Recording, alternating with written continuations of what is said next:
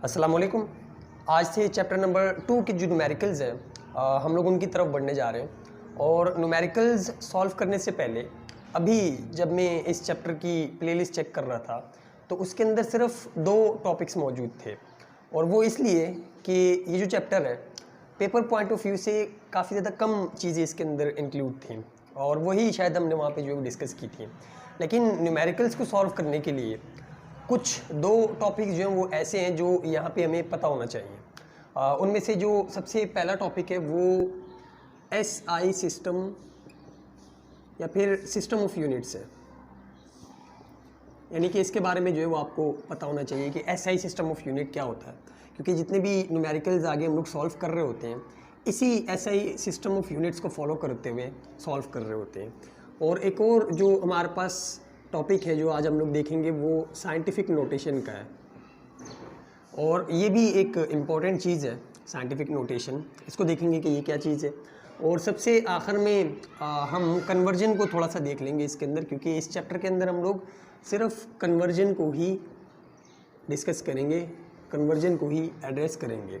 और जो न्यूमेरिकल्स हम लोग सॉल्व करेंगे वो 2.2 से लेकर 2.4 तक है, यानी कि 2.3, 2.4, 2.2, 2.3 और 2.4 3 न्यूमेरिकल जो है हम लोग इस चैप्टर के अंदर परफॉर्म करेंगे। और ये तीनों की तीनों जो है वो कन्वर्जन से रिलेटेड है।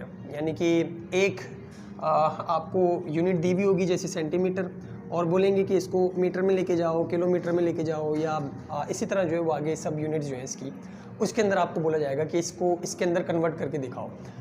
तो ये 3 चीज़ें हैं जो आज हम लोग डिस्कस करेंगे। उनमें से सबसे पहले अगर हम बात करें सिस्टम ऑफ यूनिट्स की, तो इसके पीछे एक कहानी है। कहानी इस तरह की है कि सिस्टम इंटरनेशनल बनने से पहले हमारे पास काफ़ी सारे सिस्टम थे जो पूरी की पूरी दुनिया में चल रहे थे। यानी कि एक मखसूस एरिया की बात करें तो वहाँ पे कुछ और सिस्टम ऑफ यूनिट चल रहा था, दूसरे एरिया की बात करें तो वहाँ पे कुछ और सिस्टम ऑफ यूनिट चल रहा था। सिस्टम ऑफ यूनिट का मतलब कि हमारे पास 2 क्वांटिटीज़ होती हैं, 2 टाइप की क्वांटिटीज़ होती हैं। एक फंडामेंटल क्वांटिटीज़ और दूसरी जो है वो हमारे पास डिराइव क्वांटिटीज़। ये आपने जो है वो पढ़ा होगा, फंडामेंटल और दूसरी जो होती हैं वो डिराइव क्वांटिटीज़ होती हैं। और क्वांटिटीज़ वो चीज़ें हैं जिनको हम लोग मेजर कर सकें, तो उन्हें मेजर करने के लिए कुछ ना कुछ यूनिट चाहिए होती है। अब फंडामेंटल के अंदर हमारे पास जो है वो 3 क्वांटिटीज़ हैं, एक लेंथ है, एक जो है वो हमारे पास मास है और एक जो है वो टाइम है।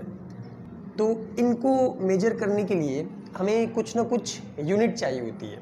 यूनिट का मतलब कि हम किसके साथ इसको कंपेयर करें या फिर कैसे जो है वो मेजर करें।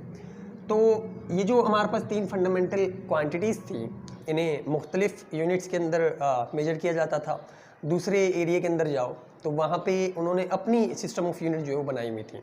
कुछ हमारे पास जो सिस्टम ऑफ यूनिट्स थे वो ये थे। सबसे पहला जो था वो CGS सिस्टम था। और CGS सिस्टम का मतलब कि सेंटीमीटर, ग्राम और सेकंड सिस्टम।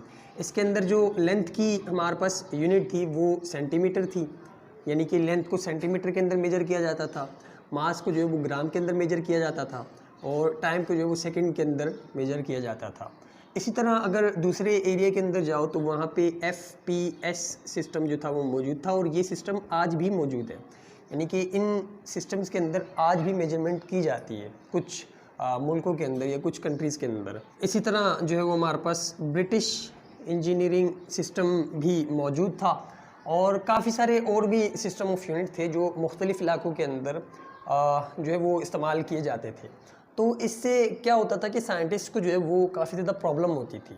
अब एक इलाके के लोग अगर कुछ रिसर्च कर रहे हैं या फिर कुछ अपना उन्होंने पेश किया है तो उनकी जो यूनिट्स होती थी वो कुछ और होती थी। यहाँ से जो अगर दूसरे इलाके से किसी ने कोई रिसर्च पेश की है या फिर कोई अपना काम पेश किया है या साइंटिस्ट मूव करके वहाँ चला गया है किसी और इलाके में, तो जिस सिस्टम ऑफ यूनिट्स के अंदर इसने स्टडी की थी अपने वाले इलाके के अंदर, इस वाले इलाके के अंदर वो फॉलो नहीं हो रही होती थी, वो कुछ और फॉलो हो रही होती थी। तो उसे दोबारा से जो है वो सिस्टम ऑफ यूनिट्स के ऊपर ग्रिप हासिल करनी पड़ती थी, यानी कि कन्वर्जन जो है वो करनी पड़ती थी कि यहाँ पे जो हमारे पास यूनिट थी वो क्या थी और यहाँ पे जो यूनिट्स इस्तेमाल हो रही हैं वो क्या थी। तो इन्हें ओवरकम करने के लिए जो हमारे पास इंटरनेशनली साइंटिस्ट मौजूद थे, उन्होंने एक हल निकाला और ये सिस्टम बना दिया, SI सिस्टम ऑफ यूनिट्स। और SI सिस्टम ऑफ यूनिट्स के अंदर ये डिसाइड किया कि पूरे की पूरी दुनिया के अंदर सिर्फ एक ही यूनिट का सिस्टम जो है वो फॉलो किया जाएगा, और जितनी भी यूनिट्स होंगी वो सिर्फ इस वाली SI वाली जो है वो फॉलो की जाएंगी। और ये जो हमारे पास सिस्टम है इसे हम MKS सिस्टम भी बोलते हैं। सारे के सारे सिस्टम ऑफ यूनिट जो हैं वो हटा दिए गए, और मतलब यूज़ तो अभी भी होते हैं, लेकिन मैंडेटरी ये किया गया कि ये वाला जो सिस्टम है हमारे पास SI सिस्टम, इसको फॉलो किया जाएगा, और इसे हम लोग MKS सिस्टम भी बोलते हैं। और MKS सिस्टम का मतलब क्या कि इसके अंदर जो ये M है ये मीटर को शो कर रहा है, और इसका मतलब ये कि लेंथ जो अब मेजर की जाएगी वो मीटर के अंदर मेजर की जाएगी, और ये जो K है ये किलोग्राम को शो कर रहा है, और इसका मतलब ये कि जो हमारे पास मास है वो kg के अंदर मेजर किया जाएगा। और इसी तरह जो सेकंड, ये जो S है ये सेकंड को शो कर रहा है, और इसका मतलब ये कि जो हमारे पास टाइम है वो सेकंड के अंदर मेजर किया जाएगा। तो अब पूरी की पूरी दुनिया के अंदर ये वाला सिस्टम फॉलो किया जा रहा है जो कि MKS सिस्टम है। और ये इसके अंदर जो ये मीटर है किस तरह से बनाया है, किलोग्राम में किस तरह से बनाया, और जो सेकंड S को किस तरह से डिफ़ाइन किया, ये भी आपकी बुक के अंदर मौजूद है। कि एक हमने रॉड उठाई जो कि प्लाटिनियम इरिडियम की रॉड थी, और उसकी जितनी भी लेंथ थी उस वक्त हमने बोला कि ये जो है ये 1 मीटर है, और उसे रख दिया गया म्यूज़ियम के अंदर। पेरिस के अंदर एक म्यूज़ियम है, उसके अंदर रख दिया गया और बताया कि ये जो हमारे पास लेंथ है ये 1 मीटर है। अब जितनी भी आगे लेंथ आप लोग कैलकुलेट करोगे इसी 1 मीटर की बेस के ऊपर करोगे। और इसी तरह जो हमारे पास ये kg था, ये एक सिलेंडर था, वो भी प्लाटिनियम इरिडियम का एक सिलेंडर है जो कि अभी भी पड़ा हुआ है हमारे पास पेरिस के अंदर। पेरिस का एक म्यूज़ियम है उसके अंदर। तो बोला गया कि इसका जितना भी वज़न होगा, इसका जितना भी हमारे पास मास होगा, उसे हम लोग 1 किलोग्राम बोलेंगे। और बाकी जितने भी आगे डिज़ाइन किए जाएंगे जो हमारे पास चीज़ें मेजर करने के लिए होंगी वो इससे कंपेयर करके लेके जाएंगे। जैसे अभी हमारे पास जो पत्थर होते हैं 1 किलोग्राम के, तो वो कौन बनाता है या फिर कैसे बनाते हैं या फिर किस चीज़ से कंपेयर करके बनाते हैं। यानी कि हम लेने जाते हैं चीज़ें, तो वो हमें चीज़ें जो है वो कंपेयर करके दे रहा होता है फिज़िकल बैलेंस के अंदर या फिर तराजू के अंदर।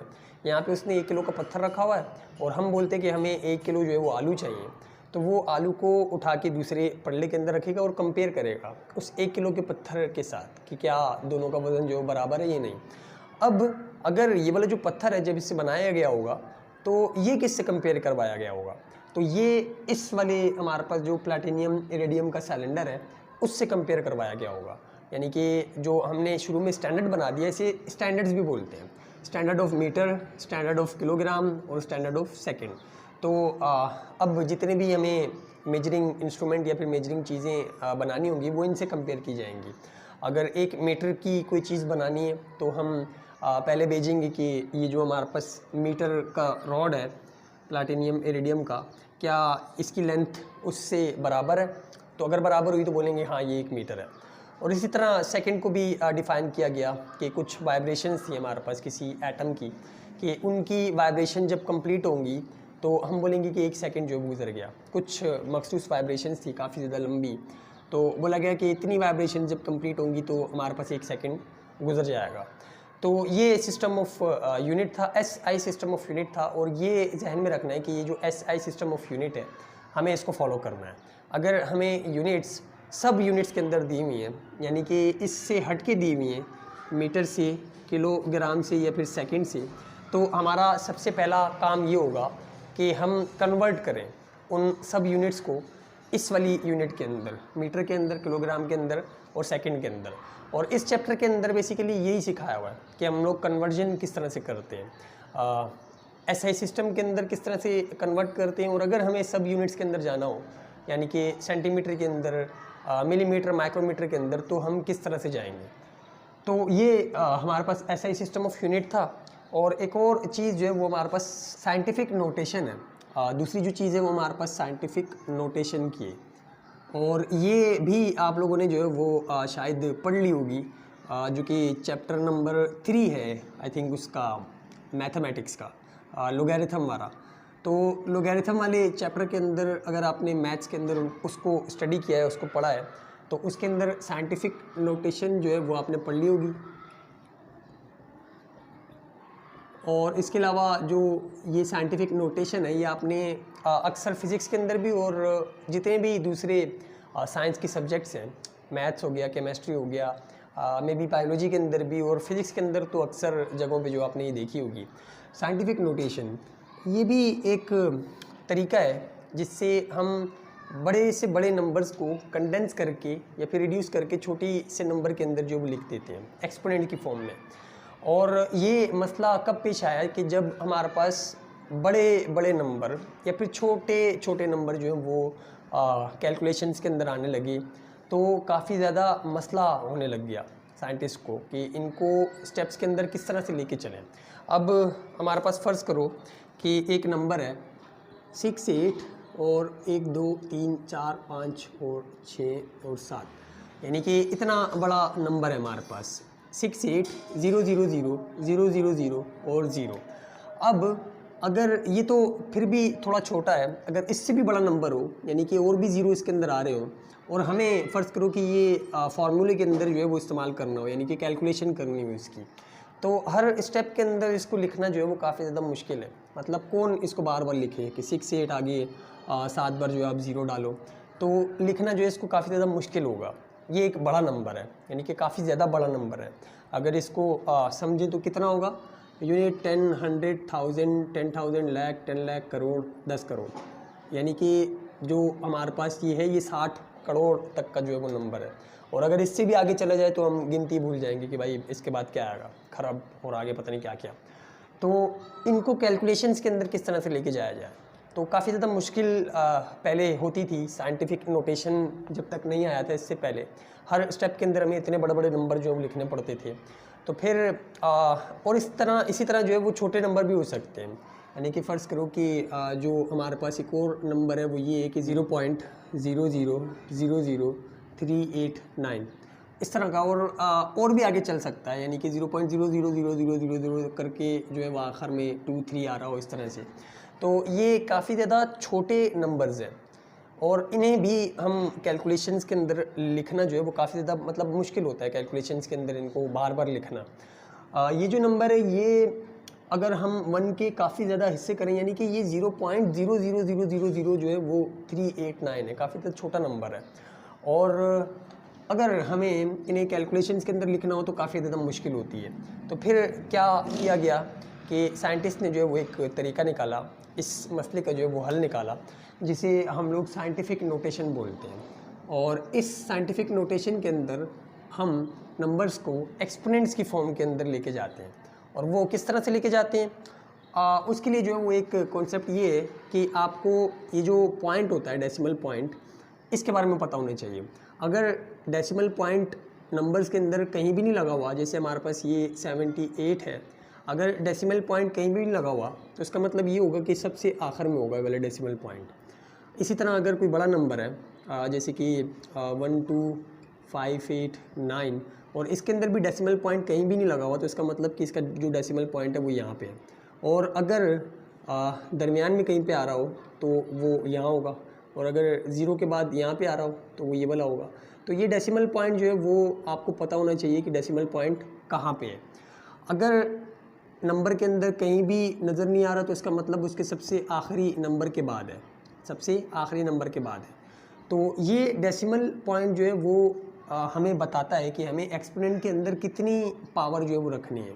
अब फ़र्ज़ करो कि ये जो पहला नंबर है हमारे पास 6, 8 और इसके आगे जो है वो 7 ज़ीरोज़, 1, 2, 3, 4, 5, 6 और 7 ज़ीरोज़, तो इसके यहाँ पे जो है वो कहीं भी डेसिमल पॉइंट नहीं आ रहा, तो इसका मतलब इसका जो डेसिमल पॉइंट होगा वो यहाँ पे होगा। और इसको एक्सपोनेंट्स की फॉर्म में यानी कि साइंटिफिक नोटेशन की फॉर्म में लिखने का तरीका क्या है कि हमारे पास जो ये डेसिमल पॉइंट होता है हमें एक नंबर के बाद लेके आना होता है, सिंगल डिजिट के बाद लेके आना होता है। यानी कि यहाँ पे जो आपका सबसे पहला नंबर है जो नॉन ज़ीरो नंबर होता है बेसिकली, ज़ीरो के अलावा जो नंबर हो, 1 से लेकर 9 तक हो सकते हैं ये नंबर, ये वाले जो नंबर्स हैं 1 से लेकर 9 तक हो सकते हैं। तो सबसे पहला जो नॉन ज़ीरो हमारे पास डिजिट होता है, ये वाला पॉइंट हमें उसके बाद लेके आना होता है। तो अगर ये वाला पॉइंट हम इसके बाद लगाएं, यानी कि 6.8 इस तरह से करना चाहें, तो इस पॉइंट को कितने डिजिट्स जो है वो क्रॉस करने पड़ेंगे, या फिर दूसरे लफ्ज़ों के अंदर कितनी जंप्स जो है वो लगानी पड़ेंगी। तो अगर हम लोग देखें तो अभी पॉइंट जो है वो यहाँ पे, और अगर यहाँ पे लेके आए तो एक जंप यानी कि एक डिजिट क्रॉस किया, फिर यहाँ पे लेके आए तो 2, 3, 4, 5, 6, 7 और 8, यानी कि 6 के बाद अगर आप पॉइंट लेके आना चाह रहे हो, यहाँ पे पॉइंट लगाना चाह रहे हो, तो आपको कितनी जंप्स लगवानी पड़ेंगी, कितने डिजिट्स जो है वो क्रॉस करने पड़ेंगे इस डेसिमल पॉइंट को, 8। तो आप इस तरह से लिख सकते हो कि 6.8 और आखिर में जो है वो एक्सपोनेंट की पावर, इसको हम लोग एक्सपोनेंट बोलते हैं। 10 जो यहाँ पे या फिर मल्टीप्लाई बाय 10 जो लिखा हुआ होता है, इसको हम लोग एक्सपोनेंट बोलते हैं। और इसकी पावर के अंदर वो नंबर जाता है कि इस डेसिमल पॉइंट ने कितने जंप जो है वो लगाए हैं इस सिंगल नॉन ज़ीरो डिजिट के बाद आने के लिए। तो ये जो चीज़ थी हमने अब साइंटिफिक नोटेशन के अंदर लिख दी। अब ये जो है वो इसके मुकाबले में कंडेंस हो गया, यानी कि छोटा हो गया, इसको हम लोग छोटा करके लिख सकते हैं। और ये नंबर तो वैसे इतना बड़ा नहीं था। अगर और बड़ा नंबर यानी कि पूरा यहाँ से यहाँ तक आ रहा हो, पूरा ये जो बोर्ड है ये भर जाए उस नंबर से, तो उसको किस तरह से लिखेंगे, मतलब वो भी कंडेंस होकर इस तरह से आ जाएगा। तो ये इसका एक फ़ायदा है साइंटिफिक नोटेशन का। और ये हमारे पास बड़ा नंबर था। अब अगर छोटे नंबर की बात करें, यानी कि ये जो हमारे पास दूसरा वाला नंबर है, इसे साइंटिफिक नोटेशन के अंदर लिखना हो तो कैसे लिखेंगे। सबसे पहले तो इसको यहाँ पे उतारो 0.0000389 और बोला जाए कि इसको एक्सपोनेंट की फॉर्म में लिखो या फिर साइंटिफिक नोटेशन के अंदर लिखो। तो इसका जो डेसिमल पॉइंट है वो यहाँ पे है, और हमारा जो काम होता है वो ये होता है कि जो हमारे पास फर्स्ट नॉन ज़ीरो डिजिट है, जो कि 1 से लेकर 9 तक हो सकते हैं, हमें उसके बाद जो है वो पॉइंट को लेके जाना होता है साइंटिफिक नोटेशन के अंदर लिखने के लिए। तो फर्स्ट नॉन ज़ीरो जो डिजिट है यहाँ पे वो 3 है, यानी कि इस डेसिमल पॉइंट को हमें यहाँ पे लाना है 3 के बाद। तो ये जो हमारे पास डेसिमल पॉइंट है ये कितनी जंप्स लगाएगा या फिर कितने नंबर जो है वो क्रॉस करेगा, 1, 2, 3, 4 और 5, यानी कि इसको 5 डिजिट्स या 5 जंप्स जो है वो लगानी पड़ेंगी 3 के बाद जाने के लिए। तो हम लोग लिखेंगे कि 3.89 और जो हमारे पास एक्सपोनेंट आएगा उसकी पावर के अंदर अब जो है वो माइनस का 5 आएगा। क्यों? क्योंकि इस वाले डेसिमल पॉइंट ने हमारे पास लेफ़्ट से राइट की तरफ जो है वो डिस्टेंस कवर किया है, या फिर ये लेफ़्ट से राइट की तरफ गया है, यहाँ से यूँ, और इसके अंदर जो है ये यहाँ से यूँ गया है। ये दो चीज़ें जो है वो आपने ध्यान में रखनी है। इस पॉजिटिव और इस वाले पॉजिटिव और इस वाले नेगेटिव का साइन जो है वो याद रखने के लिए। और इसको किस तरह से याद करेंगे कि अगर हमारे पास जो डेसिमल पॉइंट है वो लेफ़्ट हैंड साइड से राइट हैंड साइड की तरफ जा रहा है, तो जो आपके पास साइन आएगा वो नेगेटिव आएगा 10 की पावर के अंदर। लेफ़्ट हैंड साइड से राइट हैंड साइड की तरफ अगर जा रहा है तो नेगेटिव साइन आएगा। और अगर उल्टा हो जाए कि राइट हैंड साइड से लेफ़्ट हैंड साइड की तरफ आए, जो हमारा ये डेसिमल पॉइंट है, या फिर ये इस तरह से मूव करे, तो जो हमारे पास पावर आएगी वो पॉजिटिव में आएगी यहाँ पे इस तरह से। तो ये हमारे पास साइंटिफिक नोटेशन है, यानी कि वो तरीका है जिसकी मदद से हम लोग बड़े बड़े नंबर्स को इस तरह से छोटे से नंबर के अंदर कंडेंस करके लिख सकते हैं, छोटे से छोटे नंबर्स को भी, और अगर बड़े से बड़े नंबर्स हैं तो तब भी। और अगर आपको इसी तरह से कोई वैल्यू दे दी जाए जो साइंटिफिक नोटेशन के अंदर लिखी हुई हो, तो आपको उसे नॉर्मल फॉर्म के अंदर भी कन्वर्ट करना आना चाहिए। जैसे फ़र्ज़ करो कि आपको जो वैल्यू दी हुई वो दी हुई है कि 5.8 एक्सपोनेंट जो है वो हमारे पास 5, या फिर इस तरह से हो कि 6.3 एक्सपोनेंट माइनस का 4, तो आपको इसे नॉर्मल कंडीशंस के अंदर भी या फिर नॉर्मल नंबर्स के अंदर भी लिखना या फिर कन्वर्ट करना आना चाहिए। तो सबसे पहले तो आपको इसकी पावर देखनी है कि ये पॉजिटिव में या फिर नेगेटिव के अंदर है। अगर पॉजिटिव के अंदर हुई तो आपको ये पता लगेगा कि ये जो डेसिमल पॉइंट है इसको आपको कहाँ लेके जाना है। अगर ये नेगेटिव के अंदर हुई तो आपको ये पता लगेगा कि इसे हमने कहाँ पे लेके जाना है। तो हमने क्या देखा कि अगर हमारा जो डेसिमल पॉइंट है वो राइट हैंड साइड से लेफ्ट हैंड साइड की तरफ आता है तो तब पॉजिटिव लगता है इसके ऊपर। तो उसका मतलब ये हुआ कि जो डेसिमल पॉइंट है ये यहाँ से आया है कहीं से, मतलब इस तरह से आया है, राइट हैंड साइड से पीछे की तरफ आया है। तो अगर हम लोग इसको नॉर्मल फॉर्म के अंदर लिखना चाहें इस वाले नंबर को, तो हम लिखेंगे कि 5, 8 और ये जो पॉइंट है अभी फ़िलहाल यहाँ पे नहीं लगाएंगे। और आगे अगर हमारे पास नंबर्स और नहीं हैं तो हम ज़ीरो का सहारा लेते हैं। ज़ीरो जो है वो खुद से ऐड करवाते हैं। 5 जो है वो हमें जम्प्स लगानी, यानी कि जो इसकी एक्सपोनेंट की पावर होती है वो हमें ये बता रही होती है कि आपने कितनी जम्प्स लगवानी है इस डेसिमल पॉइंट को, यानी कि जो डेसिमल पॉइंट है ये कितने जम्प्स खाने के बाद कितने नंबर के बाद आएगा। तो हम लोग यहाँ पे लिखते हैं कि 1, तो इसने यहाँ पे जंप खा ली, और इसके बाद अगर और खानी है तो 2, 3, 4 और 5। इसका मतलब 1 0 जो वो यहाँ आएगा, एक यहाँ आएगा, एक यहाँ आएगा और एक यहाँ आएगा। और जो डेसिमल पॉइंट है फिर वो यहाँ पे लगा सकते हैं आप। और नंबर के आखिर में आप डेसिमल पॉइंट लिखें या ना लिखें एक ही बात है। अब इसे जो है वो आप मिटा दें। तो ये हमारा वो नंबर है, ये हमारा वो नंबर था जिसे हमने कन्वर्ट किया था साइंटिफिक नोटेशन के अंदर। और अगर इसको दोबारा से कन्वर्ट करके देखें तो आपका वेरीफाई भी हो जाएगा कि पॉइंट जो है वो यहाँ पे। तो इसे हमें 5 के बाद लेके आना है, फर्स्ट नॉन ज़ीरो डिजिट के बाद। तो कितनी जंप लगानी पड़ेंगी इसे? 1, 2, 3, 4 और 5। तो इसलिए इसकी पावर के अंदर +5 लिखा हुआ था। और इसी तरह अगर ये वाला नंबर आपको चेंज करना हो नॉर्मल फॉर्म के अंदर, तो किस तरह से चेंज करेंगे कि हम लिखेंगे कि 6, 3 और पावर चूँकि नेगेटिव के अंदर है तो नेगेटिव पावर का मतलब ये कि जो हमारे पास डेसिमल पॉइंट था वो लेफ़्ट से राइट की तरफ आया था, और अब हमें जो है वो इस वाले डेसिमल पॉइंट को इस तरह से पीछे की तरफ लेके जाना है जहाँ से ये आया था। अगर नॉर्मल फॉर्म के अंदर हम लोग कन्वर्ट कर रहे हैं तो यहाँ से अगर ये जंप खाएगा तो 1, 2, 3, 4, बस 4 तक जो है वो आपको लेके जाना है। तो यहाँ पे आप एक ज़ीरो जो है वो खुद से ऐड करवाएंगे, यहाँ पे और यहाँ पे, और इस पॉइंट को जो है वो यहाँ पे रहने देंगे, यानी कि पॉइंट से पहले भी एक ज़ीरो जो वो एडिशनल लगाएंगे ताकि पॉइंट जो है वो विजिबल हो जाए, यानी कि हमें पता लगे कि यहाँ पे पॉइंट है। और इसके आगे जो है वो आप 3 ज़ीरो लगाएंगे। क्यों? क्योंकि जब आप इसको दोबारा से कन्वर्ट करके देखेंगे, यानी कि ये डेसिमल पॉइंट है 1, 2, 3 और 4, तो इसलिए यहाँ पे -4 लगा हुआ था। तो इसका मतलब ये हुआ कि अगर हमारे पास साइंटिफिक नोटेशन के अंदर जो पावर है वो पॉजिटिव के अंदर मिल रही है, तो इसका मतलब कि जो नंबर है वो बड़ा है। ये जो हमारे पास पावर है जितनी ज़्यादा बड़ी होगी उसका मतलब ये होगा कि जो नंबर है वो उतना ज़्यादा बड़ा है। और इसी तरह जो हमारे पास ये पावर अगर नेगेटिव में हुई तो इसका मतलब ये होगा कि जो हमारे पास नंबर है वो उतना ज़्यादा छोटा है, 0.0000। अगर यहाँ पे -5 की जगह -10, -12 हो, उसका मतलब होगा कि जो हमारे पास पॉइंट है ये और पीछे जाता जा रहा है, और पीछे जाता जा रहा है।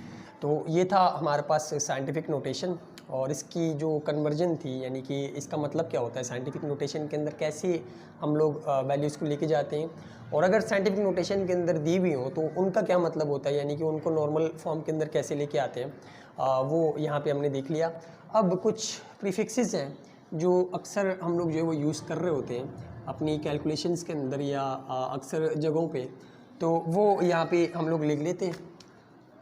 जो प्रीफिक्सेस हैं वो हमारे पास सबसे पहले शुरू हो रही हैं एक्सपोनेंट 12 से, यानी कि 10 की पावर 12, और इसी तरह फिर 10 की पावर जो है वो 9, फिर 10 की पावर 6, और इसी तरह 10 की पावर 3, 10 की पावर 2 और 10 की पावर 1, फिर 10 की पावर -1, फिर 10 की पावर -2, 10 की पावर -3, 10 की पावर -6, इसी तरह 10 की पावर -9 और 10 की पावर -12।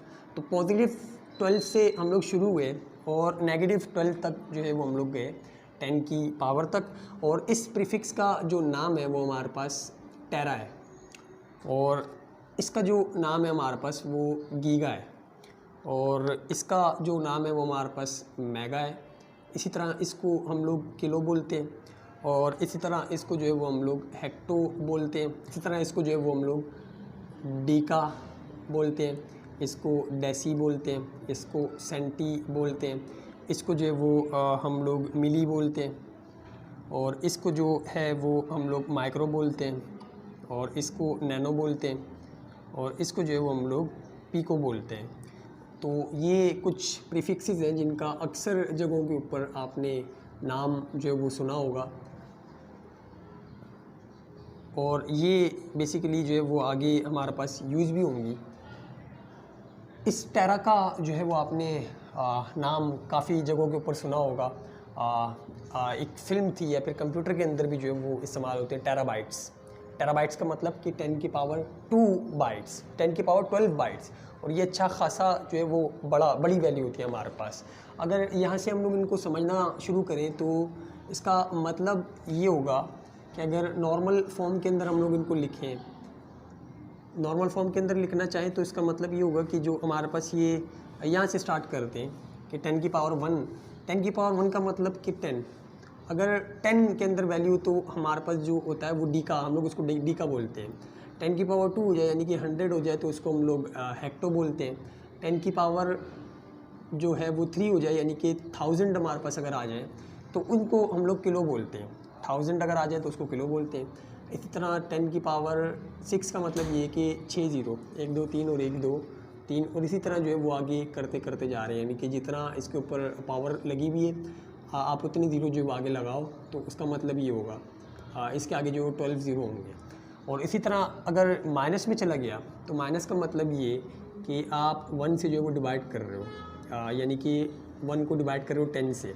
और इसी तरह सेंटी का मतलब ये कि आप एक चीज़ के जो है वो 100 टुकड़े कर दो, यानी कि उसको 100 से जो डिवाइड कर दो, एक चीज़ को 100 से डिवाइड कर दो। और इसी तरह मिली का मतलब ये कि आप एक चीज़ को जो है वो 100 यानी कि 1000 से जो है वो डिवाइड कर दो। और इसी तरह इसको जो है वो हमारे पास 6 ज़ीरोज़ आएंगे, और करते करते नीचे जो है वो इसी तरह से जाएगा आगे, और ये भी इसी तरह से आगे। तो ये प्रीफिक्सेस जो है वो आपको याद रखनी है, छोटे से बड़े की तरफ, सबसे जो छोटी इससे भी नीचे भी जा रही हैं, लेकिन यहाँ तक हमने अपनी लिमिट रखी है कि इतनी जो है वो हम लोग इस्तेमाल करेंगे, इससे ऊपर भी होंगी। 10 की पावर 15, 10 की पावर जो है वो इसी तरह 18, और यहाँ पे माइनस का 15 माइनस का 18 इसी तरह, लेकिन हमने जो है वो इतनी लिमिट रखी है अपनी। तो सबसे जो छोटी हमारे पास वैल्यू यानी कि माइनस का जो हमारे पास 12 जा रही है 10 की पावर, वो पीको है, फिर नैनो आएगा, फिर माइक्रो आएगा, फिर मिली आएगा, फिर सेंटी आएगा, फिर डेसी आएगा, फिर डी का हेक्टो, किलो, किलो के अंदर 1000 होते हैं, और इसी तरह जो है वो हमारे पास मेगा, गीगा और टेरा। इसकी एक अगर छोटी सी एग्जांपल हम लोग देखें तो हमारे पास अगर किलोमीटर लिखे हुए होते हैं, 2 किलोमीटर हो, तो ये जो किलो है ये हमारे पास प्रीफिक्स यूज़ हुई है। प्रीफिक्स का मतलब हम लोग खुद यहाँ पे समझ जाएंगे कि 2 किलोमीटर का मतलब कि 2000 मीटर, 2000 मीटर। और वो कैसे आते हैं, हम किलो को हटा के 1000 रख देते हैं यहाँ पे। हमें पता है कि किलो का मतलब 1000 होता है, तो यहाँ पे आप अगर 1000 रखोगे तो 2 पीछे, और आगे जब 1000 से मल्टीप्लाई होगा तो 200 या फिर 2000 मीटर। तो 2 किलोमीटर के अंदर 2000 मीटर होते हैं। ये प्रीफिक्सेस का जो इस्तेमाल है वो कुछ इस तरह से होता है। और आगे जहाँ जहाँ ये हमारे पास आएंगे, आपने अभी फ़िलहाल सिर्फ इनकी जो वैल्यूज़ हैं और इनके जो नाम हैं ये याद रखने हैं। कि टेरा का जो लफ्ज़ होता है उसका मतलब ये होता है कि 10 की पावर 12, और इसकी इसी तरह जो हमारे पास गीगा जो होता है इसका मतलब होता है 10 की पावर 9। फिर इसी तरह जो हमारे पास 10 की पावर 6 होती है उसको हम लोग मेगा बोलते हैं। और करते करते करते जितनी भी हमारे पास ये प्रीफिक्सेस हैं इनका आपको जो है वो पता होना चाहिए, या फिर इनको जो है वो आपने याद करना है अभी फ़िलहाल।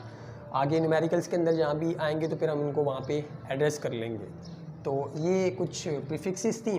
और सबसे आखिरी जो चीज़ हमारी आज की रह गई है वो हमारे पास बेसिकली कन्वर्जन है, कि रिलेशंस है 1 मीटर के अंदर कितने सेंटीमीटर होते हैं। और इसी तरह जो है वो हमारे पास एक मासेस के भी सारे जो है वो कन्वर्जन हम लोग देखेंगे बारी बारी तीनों की, जो तीनों फंडामेंटल क्वांटिटीज़ हैं, यानी कि लेंथ, मास और टाइम, इन तीनों की जो सब यूनिट्स हैं उनकी हम लोग रिलेशन देखते हैं और कन्वर्जन देखते हैं। तो उस वही बेसिकली जो हमारे पास न्यूमेरिकल्स के अंदर इस्तेमाल भी होगी। तो सबसे पहले जो हमारे पास चीज़ है वो लेंथ है, तो लेंथ की हम लोग कन्वर्जन देखते हैं। तो रिलेशंस के अंदर यानी कि कन्वर्जन के लिए जो हमारे पास रिलेशंस हैं, सबसे पहला जो है वो हमारे पास लेंथ है। फंडामेंटल यूनिट्स में से जो सबसे पहली हमारे पास चीज़ है वो लेंथ है। तो लेंथ के अंदर अगर आपके पास हो 1 किलोमीटर, तो आपको ये जो है वो याद रखना है कि 1 किलोमीटर के अंदर 1000 मीटर्स आते हैं। और ये चीज़ अभी हमने पीछे प्रीफिक्स के अंदर भी देखी कि अगर 1 किलो का मतलब क्या होता है यहाँ पे, अगर एक हमारे पास किलोमीटर है तो किलो का जो यहाँ पे मतलब है वो 10 की पावर 3 है या फिर हमारे पास 1000 है। तो वही रिलेशन जो है वो आपने यहाँ पे याद रखना है कि 1 किलोमीटर के अंदर 1000 मीटर आते हैं। ये आपने याद रखना है, हमें आगे जो है वो इस्तेमाल होगा या फिर आगे जो हम लोग इसको इस्तेमाल करेंगे। और इसी तरह जो हमारे पास 1 मीटर है तो उसके अंदर कितने सेंटीमीटर आते हैं। 1 मीटर के अंदर हमारे पास 100 सेंटीमीटर्स आते हैं, 100 सेंटीमीटर्स आते हैं। और सेंटी जो है वो हमने पीछे देखा था कि सेंटी का मतलब जो होता है वो 10 की पावर -2 होता है। और इसका मतलब कि आप किसी एक चीज़ के जो है वो 100 टुकड़े कर दो। तो अगर 1 मीटर हो तो इसके अंदर हमारे पास कितने सेंटीमीटर आएंगे, 100 सेंटीमीटर आएंगे। ये चीज़ें जो है वो आपने जहन में रखनी है। जब हम कैलकुलेशन परफॉर्म कर रहे होंगे तो ये चीज़ें जो है वो देखनी पड़ेंगी या फिर ये चीज़ें जो है वो इस्तेमाल में आएंगी वहाँ पे। और इसी तरह जो हमारे पास 1 मीटर होता है उसके अंदर कितने मिलीमीटर होते हैं, 1 2 3 मिलीमीटर। यानी कि 1 मीटर के अंदर आपके पास 1000 मिलीमीटर्स होते हैं। मिली का जो लफ्ज़ था हमने पीछे देखा कि उसका मतलब 10 की पावर -3 था। और 10 की पावर -3 का मतलब कि आप एक चीज़ के 1000 टुकड़े कर दो। तो यहाँ पे अगर हम लोग मीटर यूज़ कर रहे हैं तो इसका मतलब ये हुआ कि 1 मीटर के अंदर हमारे पास 1000 मिलीमीटर आएंगे। 1 मीटर को आप 1000 हिस्सों के अंदर तोड़ दो तो जो एक हिस्सा कहलाएगा वो हमारे पास मिलीमीटर कहलाएगा। और इसी तरह अगर 1 मीटर को आप 100 इक्वल हिस्सों के अंदर तोड़ दो, 100 इक्वल हिस्सों के अंदर डिवाइड कर दो, तो जो ये एक हिस्सा हमारे पास कहलाएगा या फिर एक हिस्सा आएगा ये 1 सेंटीमीटर आएगा। और अगर इसी तरह इस हमारे 1 मीटर को दोनों जो है वो लेंथ 1 मीटर की हैं, इसको आप 1000 इक्वल्स हिस्सों में के अंदर तोड़ दो तो ये जो एक हमारे पास हिस्सा आएगा ये 1 मिलीमीटर कहलाएगा। अब अगर इन दोनों को देखते हुए हम सेंटीमीटर और मिलीमीटर का रिलेशन निकालना चाहें कि 1 सेंटीमीटर के अंदर कितने मिलीमीटर आते हैं, तो वो किस तरह से आएंगे, वो इस तरह से आएंगे कि हम ये देखें कि 1 मीटर के अंदर 100 सेंटीमीटर है और 1 मीटर के अंदर 1000 मिलीमीटर है। तो इसका मतलब क्या हुआ कि यहाँ पे जो है वो हम लोग कंपैरिजन मेथड जो होता है वो लगा सकते हैं। जैसे कि हमने पीछे या फिर आगे जो है वो का अक्सर वीडियोस के अंदर देखा है कि x अगर बराबर है 3 के और y अगर बराबर है 3 के, तो इसका मतलब ये हुआ कि x और y भी आपस में बराबर है। कंपैरिजन मेथड कि अगर x 3 के बराबर है या फिर 3 जो है वो x के बराबर है और 3 जो है वो y के भी बराबर है, तो इसका मतलब ये हुआ कि x और y जो है ये भी दोनों आपस में बराबर है क्योंकि इन दोनों की वैल्यूज़ जो है वो 3 है। तो इसी तरह से अगर 100 सेंटीमीटर के अंदर 1 मीटर आता है और 1000 मिलीमीटर के अंदर भी 1 मीटर ही आता है, ये लेंथ जो है वो इतनी है, तो इसका मतलब ये दोनों जो है ये भी बराबर है आपस में। तो अगर ये दोनों आपस में बराबर है तो इसको हम लोग यूँ लिख सकते हैं कि जो हमारे पास 100 सेंटीमीटर होते हैं इनके अंदर 1000 मिलीमीटर होते हैं। इस तरह से हम लोग इनको लिख सकते हैं। और अब जब आप इन 0 से 0 काटोगे तो हमारे पास 1 सेंटीमीटर का रिलेशन आ जाएगा कि 1 सेंटीमीटर के अंदर हमारे पास 10 मिलीमीटर होते हैं। और ये कोई नई चीज़ नहीं है, ये बेसिकली आपने अपनी डेली लाइफ के अंदर जो है वो अक्सर मतलब बहुत बार जो इस्तेमाल की हुई है। जब हम लोग रूलर इस्तेमाल करते हैं, स्केल इस्तेमाल करते हैं, और अभी भी आपके पास जो है वो मौजूद होगा स्केल, तो उसके अंदर जो हमारे पास एक साइड होती है वो इंचेस के अंदर दी हुई होती है और जो दूसरी साइड होती है वो सेंटीमीटर्स के अंदर होती है। ये 1 सेंटीमीटर, 2 सेंटीमीटर, 3 सेंटीमीटर, 4, 5 और इसी तरह करते करते जो है वो 6 तक जाता है अगर छोटा स्केल है तो इनके दरमियान में देखना आप कि ये जो छोटी छोटी लाइंस होंगी ये कितनी होंगी। ये छोटी छोटी लाइंस हैं वो आपको भी पता है कि वो 10 लाइंस होती हैं और ये मिलीमीटर्स होते हैं। यानी कि 1 सेंटीमीटर को अगर आप तोड़ोगे 10 हिस्सों के अंदर, तो वो जो एक हिस्सा आएगा वो मिलीमीटर कहलाएगा, 1 मिलीमीटर कहलाएगा।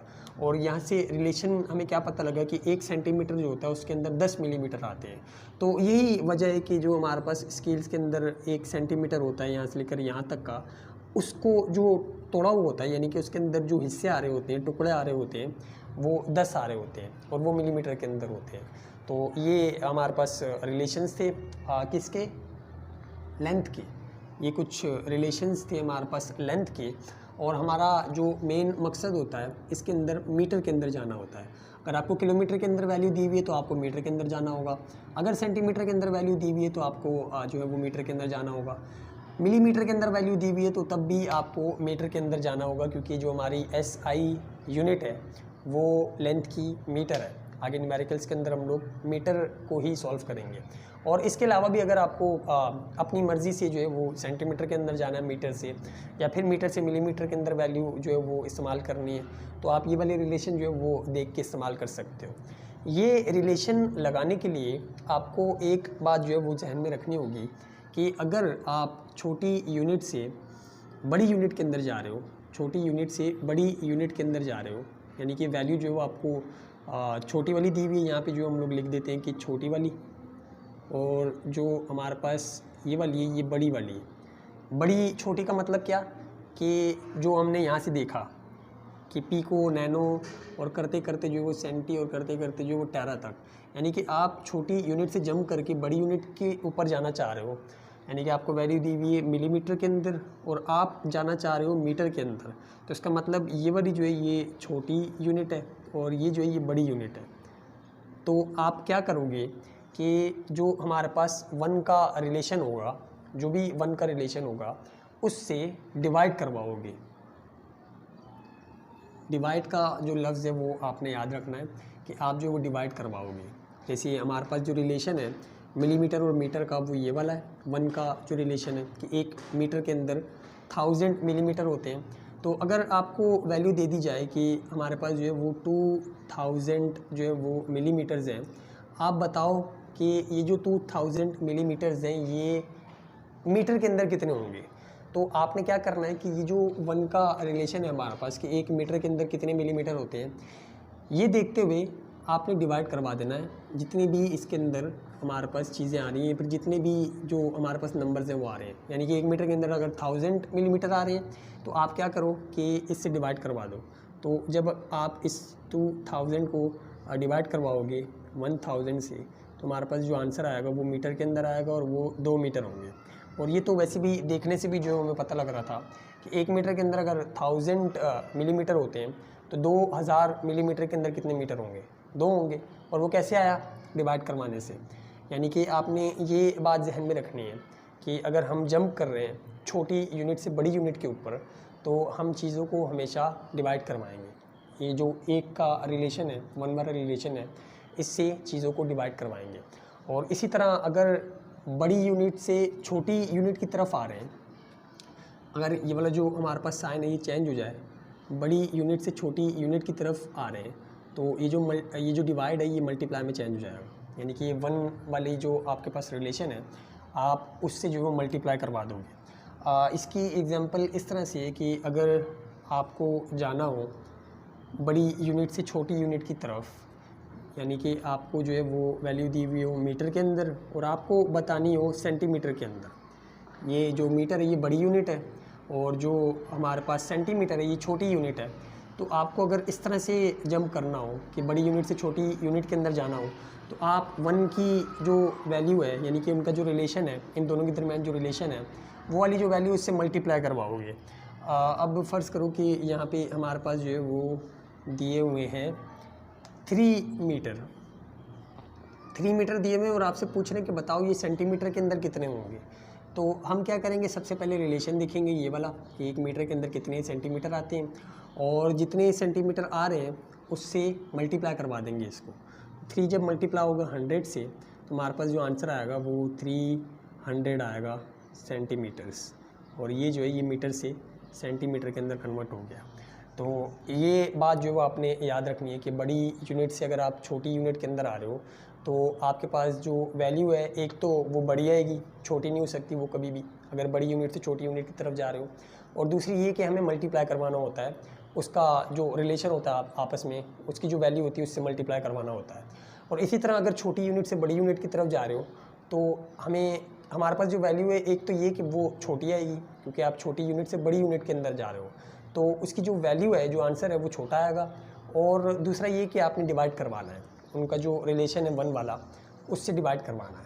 तो ये था हमारे पास लेंथ और इसके रिलेशंस, इसकी जो है वो कन्वर्जेंस। और अगर इसी तरह हम मास की बात करें तो जो मास के रिलेशंस हैं वो भी कुछ इसी तरह से है, सिर्फ मीटर की जगह जो है वो यहाँ पे ग्राम आ जाएगा।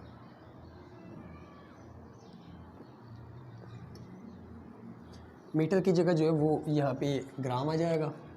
और यहाँ पे हम लोग लिखते हैं कि अभी हम लोग जो रिलेशन देखने जा रहे हैं वो मास के देखने जा रहे हैं। तो सबसे पहले स्टार्ट करते हैं किलोग्राम से, 1 kg। और 1 kg के अंदर कितने हमारे पास जो है वो ग्राम्स आएंगे, 1000 ग्राम्स। यहाँ पे जो किलो का लफ्ज़ है फिर से वही कि किलो जो है वो हमारे पास 10⁻³ या 1000 के बराबर होता है। तो 1 को जब आप 1000 से मल्टीप्लाई करवाओगे तो 1000 ही आएगा, 1000 ग्राम। तो इसका मतलब ये हुआ कि 1 kg के अंदर जो है वो हमारे पास 1000 ग्राम्स होते हैं। आपने अक्सर देखा भी होगा, चीज़ें जब हम लोग लेते हैं तो उनके ऊपर पीछे लिखा होता है कि 500 ग्राम, इसका मतलब होता है कि आधा किलो। और इसी तरह 250 ग्राम अगर हमारे पास होते हैं तो हम बोलते हैं कि ये जो है ये 1 पाव है, यानी कि 1 किलो के 4 हिस्से कर दो तो चौथा हिस्सा जो है वो ये है। तो 1 किलोग्राम के अंदर हमारे पास 1000 ग्राम्स होते हैं। और इसके अंदर एक चीज़ ये याद रखनी है कि हमारा जो मेन फोकस होगा वो इस केजी के ऊपर होगा, क्योंकि ये एसआई यूनिट है मास की। लेंथ की जो यूनिट थी वो हमारे पास मीटर थी, और यहाँ पे जो हमारे पास एसआई यूनिट है वो केजी है। तो अगर आपको कोई भी चीज़ मास के अंदर, मतलब अगर ग्राम्स के अंदर दी हुई है तो आपको केजी के अंदर लेके जाना होगा, मिलीग्राम के अंदर दी हुई है तो आपको केजी के अंदर लेके जाना होगा। तो ये सब चीज़ें जो वो करनी पड़ेंगी। ये पहला रिलेशन है हमारे पास, 1 केजी के अंदर 1000 ग्राम होते हैं। इसी तरह अगर 1 ग्राम की बात करें तो 1 ग्राम के अंदर जो है वो कितने हमारे पास सेंटीग्राम्स आएंगे। अब वो हमें पता है कि 100 जो है वो सेंटीग्राम्स आएंगे। CG भी लिख सकते हो और सेंटीग्राम्स भी लिख सकते हो। और इसी तरह 1 ग्राम जो है वो हमारे पास, उसके अंदर कितने मिलीग्राम आएंगे, वो हमें पता है कि 1000 जो है वो मिलीग्राम्स आएंगे। तो ये भी वही उसी तरह का रिलेशन है, लेकिन इसके अंदर जो हमें मेन फोकस या फिर मेन काम करना पड़ेगा वो ये करना पड़ेगा कि हमें केजी के अंदर जाना होगा। आपको कोई भी यूनिट दे भी हो, आपको जो है वो केजी के अंदर जाना है। तो ये हमारे पास जो वो रिलेशंस है, और इतना ज़्यादा इसके अंदर कन्वर्जन जो है वो नहीं करनी पड़ती, यानी कि ज़्यादा से ज़्यादा आगे जितने भी न्यूमेरिकल्स हैं आपको वैल्यू दी हुई होगी ग्राम्स के अंदर, और बोलेंगे कि इसको जो है वो केजी के अंदर कर दो। तो ग्राम और केजी की एक एग्जांपल हम लोग देख लेते हैं कि अगर आपको जो वैल्यू है वो दी हुई हो कि हमारे पास जो है वो 500 ग्राम है, आप इसको कन्वर्ट करके बताओ केजी के अंदर या फिर किलोग्राम के अंदर, तो आप क्या करोगे? वही जो पीछे हमने कॉन्सेप्ट इस्तेमाल किया वो सब चीज़ों के अंदर इस्तेमाल होता है कि आप छोटी यूनिट से बड़ी यूनिट के अंदर जा रहे हो तो क्या करोगे? डिवाइड। और अगर बड़ी यूनिट से छोटी यूनिट के अंदर आ रहे हो तो क्या करोगे? मल्टीप्लाई। ये दोनों चीज़ें जो आपने जहन में रखनी है कि ये वाला जो है कब इस्तेमाल होता है और ये वाला जो है कब इस्तेमाल होता है। अब हमें दिया हुआ 500 ग्राम और बोला जा रहा है कि केजी के अंदर बताओ कि ये कितना होगा। तो केजी के अंदर जाने के लिए हम लोग क्या करेंगे? ये देखेंगे कि जो रिलेशन है वो क्या है। 1 केजी के अंदर 1000 ग्राम होते हैं, और चूँकि हम लोग ग्राम से जो है वो किलोग्राम के अंदर जा रहे हैं, इसका मतलब छोटी यूनिट से बड़ी यूनिट के ऊपर जंप कर रहे हैं। तो एक यहाँ पे बात तो ये होगी कि जो हमारे पास वैल्यू आएगी वो छोटी होगी, इस वाली वैल्यू से काफ़ी ज़्यादा छोटी होगी। और दूसरी ये कि हम जो है वो डिवाइड करवाएंगे इस 1000 को। तो 500 को जब हम लोग डिवाइड करवाएंगे 1000 से, तो जो हमारे पास आंसर आएगा वो 1/2 आएगा। 1/2 भी आप लिख सकते हो, और 1/2 की जगह पे जो है वो आप 0.5 भी लिख सकते हो कि 0.5 kg, दोनों का मतलब एक ही आएगा। यानी कि 1 को डिवाइड करवाओगे 2 से तो 0.5 आएगा, उसका मतलब आधा किलोग्राम, आधा kg। और इसी तरह अगर आपको किलोग्राम के अंदर दी और ग्राम के अंदर जाना हो तो आप 1000 से जो है वो मल्टीप्लाई करवाओगे। तो ये कुछ मास के रिलेशंस आ गए। अब हमारे पास जो सबसे आखिरी चीज़ रह गई है वो रह गई है टाइम की। और टाइम जो है वो आपको अच्छे से आता होगा, क्योंकि टाइम के साथ जो है वो आप लोगों ने कैलकुलेशन जो वो अक्सर की होंगी डेली लाइफ के अंदर भी और वैसे भी। तो टाइम जो है वो सबसे आखिरी हमारे पास चीज़ है। और इसके अंदर जो हमारे पास यूनिट्स होती हैं वो एसआई सिस्टम के अंदर जो यूनिट है वो तो सेकंड है। हम लोगों को सेकंड्स के अंदर जो वो लेके जाना होगा जितनी भी चीज़ दी हुई हो। लेकिन हम जो वो स्टार्ट करेंगे बड़ी यूनिट से कि एक आवर या फिर 1 घंटे के अंदर कितने मिनट्स होते हैं ये हमें पता है, 60 मिनट्स। और इसी तरह 1 मिनट की बात करें तो 1 मिनट के अंदर जो है वो हमारे पास 60 सेकंड्स होते हैं, सेकंड्स। और ये जो हमारे पास चीज़ है, बस ये दो आप रिलेशन जो है वो याद रखो। हमें चूँकि जो है वो सेकंड्स के अंदर ही जाना होता है, तो आप ये याद रखो कि 1 घंटे के अंदर कितने हमारे पास मिनट्स होते हैं और 1 मिनट के अंदर कितने सेकंड्स होते हैं। और एक और चीज़ ये भी कर सकते हैं हम कि 1 घंटे के अंदर कितने सेकंड्स होते हैं। तो 1 आवर के अंदर कितने सेकंड्स होते हैं, अगर ये कैलकुलेट करना हो तो यहाँ पे लिखा हुआ है कि एक हमारे पास घंटे के अंदर 60 मिनट्स होते हैं। सबसे पहले तो यहाँ पे मिनट्स लिखो कि ये 60 मिनट्स हैं।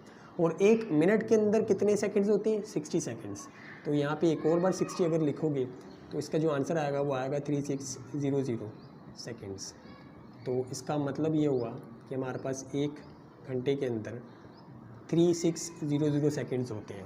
तो ये 3 रिलेशन है और ये तीनों रिलेशन जो वो यूज़ करते हुए हम लोग कन्वर्जन करेंगे आगे जितने भी करेंगे। तो इसकी भी एग्जांपल जो है वो बेसिकली हम लोग न्यूमेरिकल के अंदर ही देख लेंगे। न्यूमेरिकल के अंदर जो हमें आगे दिया हुआ है उसके अंदर कन्वर्ट जब हम लोग करेंगे तो इसको देख लेंगे।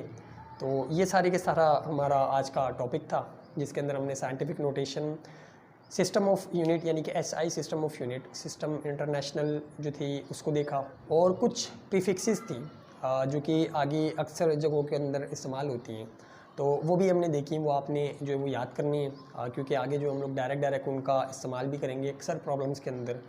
और सबसे आखिर में जो रिलेशंस थे हमारे पास सब यूनिट्स के अंदर, यानी कि लेंथ के जो सब यूनिट्स हैं उसके अंदर आपस में क्या रिलेशन है, इसी तरह जो हमारे पास मास था उसका क्या रिलेशन है, और सबसे आखिर में जो टाइम था उसका क्या रिलेशन है। अब अगली वीडियो के अंदर हम लोग कौन कौन से न्यूमेरिकल जो है वो परफॉर्म करेंगे, 2.2, 2.3 और 2.4। और अगली वीडियो के अंदर जो ये वाला चैप्टर है इसके न्यूमेरिकल ख़त्म हो जाएंगे और फिर उससे आगे से हम लोग प्रॉपर जो हमारे न्यूमेरिकल्स हैं चैप्टर नंबर 3 के वो स्टार्ट करेंगे। तो आज के लिए इतना ही, मिलते हैं अगली वीडियो में, तब तक के लिए अल्लाह हाफिज़।